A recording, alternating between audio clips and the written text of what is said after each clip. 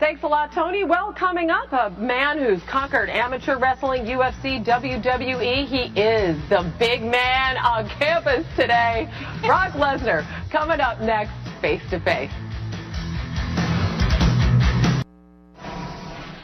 Well, Brock Lesnar's wrestling career, it began at the University of Minnesota, where he claimed the D1 heavyweight championship back in 2000. After college, he received an invite to WWE and eventually became the youngest WWE champion in history at just over 25 years old. Then he turned his sights, why not, to the NFL, trying out for the Minnesota Vikings in 2004, was cut at the end of preseason. And then in 2008, showed off his skills in the octagon, winning the UFC heavyweight title in just his fourth professional MMA fight. As now we go face to face with Brock Lesnar, who has done it all in his career. It's great to meet you. Thank you. It's great to meet you. So happy that you're with us this morning. You've been called the most accomplished athlete in your sport. But I'm wondering, growing up on a farm in South Dakota, how did you come to wrestling? I was in kindergarten, and this guy came in. He was a wrestling coach. Came in, recruited young talent to come join the wrestling team. I was 5 years old, and it's all over. Like, I just started when I was 5 and loved the sport, loved the competition, and been able to make a career out of it, which is I feel very fortunate. You've had such a long and varied career. What was the biggest challenge in your career? You know, lots of people have asked me that, but I think the amateur wrestling side of things and my most standout accomplishment, probably next to the UFC championship or the WWE title, all these things take great time and lots of hard work and effort, but being an amateur wrestler, and I wasn't that well of an accomplished wrestler. It took me many years to become a champion. You were runner-up the year before you became a champion. As a junior, yes. And so my championships as an amateur wrestler, I hold near and dear to my heart because it took so many years and so many hours of training. And out of college, why was WWE a great option for you? Why did you decide to go that route? I think it was, they pursued it well enough, and I had the opportunity to play some football, but there was just really no guarantee in that avenue as well. But I thought, you know what, I'll give this a chance. And the money. They offered me an offer, a developmental deal that I really couldn't turn down at the time. You know, I was a poor college kid. I had, believe it or not, I had student loans to pay off. I wasn't,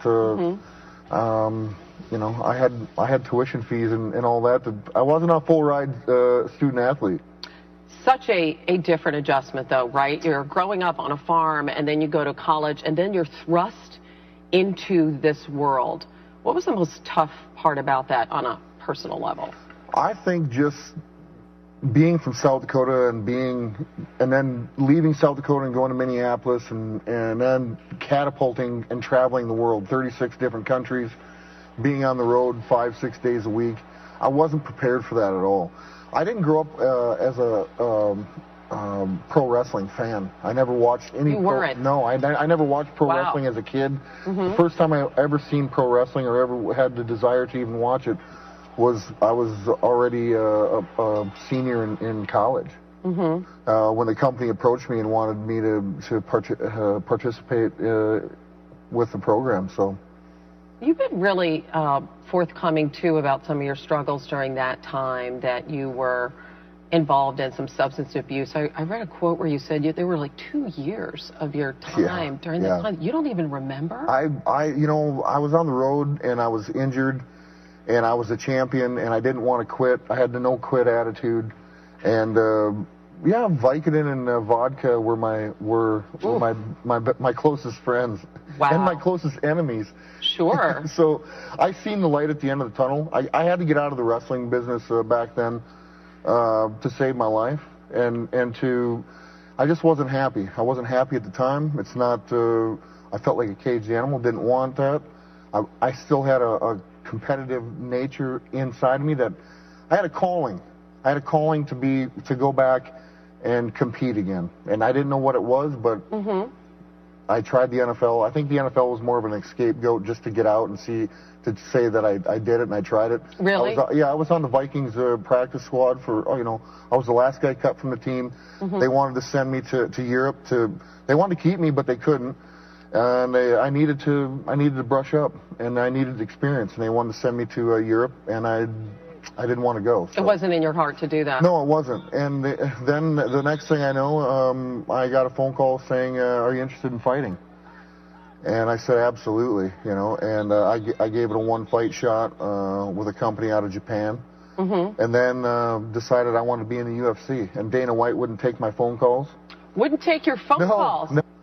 And I bought a ticket, sat in the stands, watched the whole show, and at the end of the show, I jumped the guardrail and escaped a few security guards, ran up and tapped Dana White on the shoulder and introduced myself, and that's where the ball started rolling. That's one way to get his attention. That's one way, yeah. Right, kids? I don't recommend that. Kids, when you're looking for a job at home, maybe not that route, but something along those lines. That's a true story. You got to put your